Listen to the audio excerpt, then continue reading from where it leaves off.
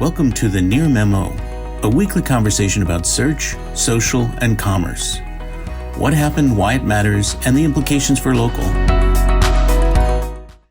Anyway, so let's talk about Bard and how that changes. Now, it's too bad David's not here because he's a real skeptic about generative AI as a search replacement.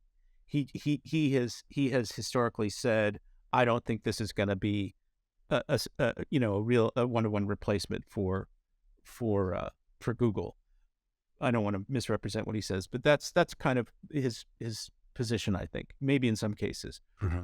I am much more bullish on generative AI, GPT, ChatGPT style experiences to replace many search queries. Maybe not 100%, but many queries. And I'm seeing it in my own behavior.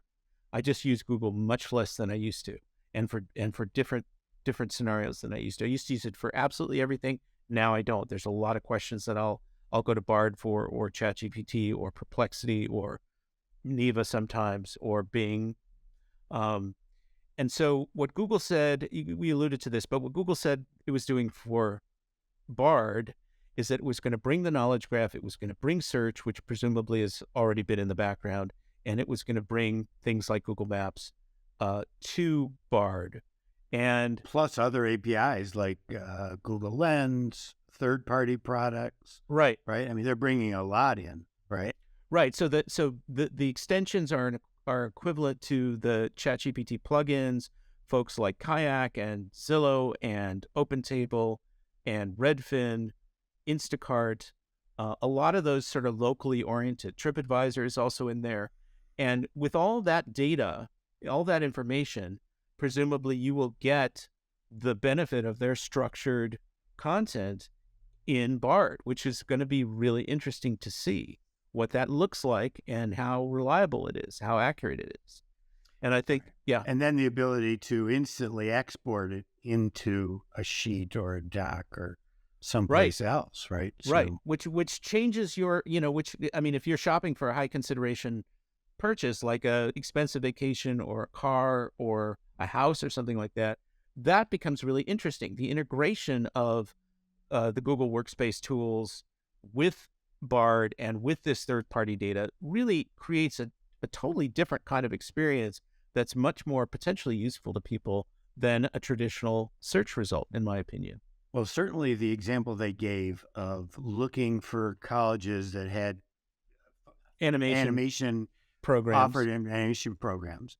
They did that query and it gave them a list, and then they said to put it into a structured table. It did that, and then they added a field to the table and it did that, and then they exported it to sheets and it did that, and then they had to generate a map of all the locations. So it was an example of going from a very high funnel informational query down the funnel, but with creating tools along the way so that the user could continue the exploration in a tool that was custom crafted for that user in a spreadsheet, and then integrating local information so they could go visit them and get travel information, that sort of stuff. So it did two things that I thought were fascinating. One, it was a full funnel experience from exploration to granular detail and perhaps allowing a decision to be made. And two, it created a custom sort of application for that user using these APIs and outputting it to something like a spreadsheet ready to be used by them. I just thought that was the idea of literally creating a custom application in real time, kind of a fascinating idea. Well, and people who are developers, who have some technical skill can do a lot more with those. I mean, Right. what they were doing was a kind of ordinary human scenario. And that also speaks to kind of compressing the funnel. If you can do all these things efficiently and quickly, then you get to a decision much faster than if you manually had to do all these things or had to do them again and again and again and populate a spreadsheet and do all these searches, these sort of disconnected searches. The other thing that struck me is that it builds on Google's existing ecosystem of applications, that it reinforces Google usage and it integrates these things all together, right? Which is the kind of strategy that you would expect a company that wants to kind of keep users within its orbit, its ecosystem would come up with. That's where there may be some whiff of antitrust concerns around AI.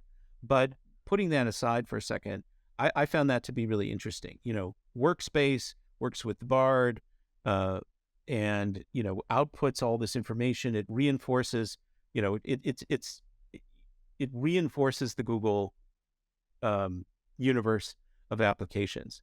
And since it's occurring within Workspace, though, it doesn't run the risk of, because there's a human curating its behavior, either generating language code or generating this list and putting it into a spreadsheet, it's doing more of what the human wants and less sort of free-form hallucination that it might do in the context of search. So to some extent, it's safer for Google to bring this into their product suites and output it to their product suites and leave it.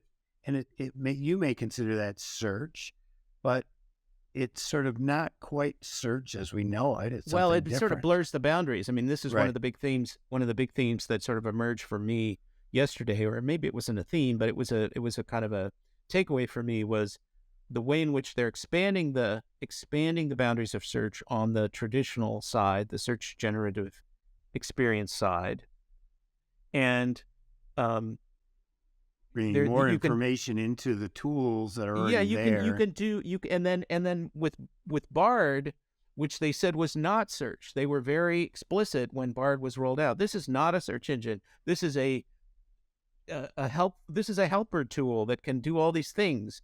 They are making Bard into a search engine. I mean, I think it's a search engine, full stop. But they're, by bringing the knowledge graph, by bringing maps, by bringing all the data into Bard, they are enabling the kinds of research and lookups that you would do in the traditional Google SERP in Bard. Now, the hallucination issue is a real issue.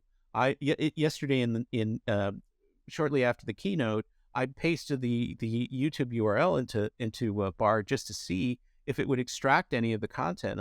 And I said, extract the transcript and summarize the main points. And it got it completely wrong. Totally wrong. I mean, it sounded credible. It was some thin, credible BS, but I had watched the whole keynote and knew that this was just nonsense. I mean, the language was coherent, even though it was very abbreviated. And so that hallucination problem is a very real problem. But I think the more that they bring third-party data, Google's existing knowledge graph, all of that stuff together, it marginalizes the hallucination, the risk of hallucination. Well, when I do our weekly notes for our podcasts, I have a tool that looks at the transcription and automatically generates bullet points and a description of our podcast, which I use as a basis for the notes that I put with the podcast. And what I find is sometimes it gets it 100% wrong, but it's usually a simple adjective switch that gets it 100% right. So it ends up providing, under my, knowledge watchful about what eye, went on, careful, watchful eagle eye. I yes. would, it still makes it a lot shorter to get summaries of the information. Absolutely. And I think Bard is being positioned in that context where it's not being responsible for hiring and firing or murdering terrorists. It's just sort of making suggestions that you can sort of massage into final form. And I think that's a different product than search.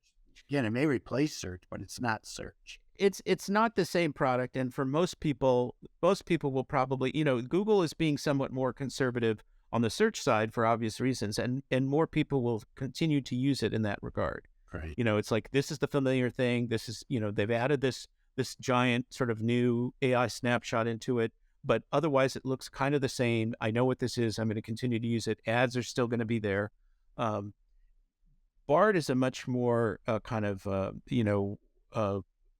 frontier environment, if you will, where the terrain is not clear and you can't necessarily trust what it does. But for adventurous people, it's a more interesting environment. And I said in my article, kind of comparing SG and BARD, which I called BARD Plus with the new. Can we come up with a new acronym other than SG? Because I can't even remember what SG means moment to moment. Search Generative Experience. And who came up with that? Google? That sucks. It's not very intuitive. No, it is not. Thanks for joining David, Mike, and Greg. To stay on top of the latest developments in local, subscribe to our newsletter at nearmedia.co. We'll see you next week.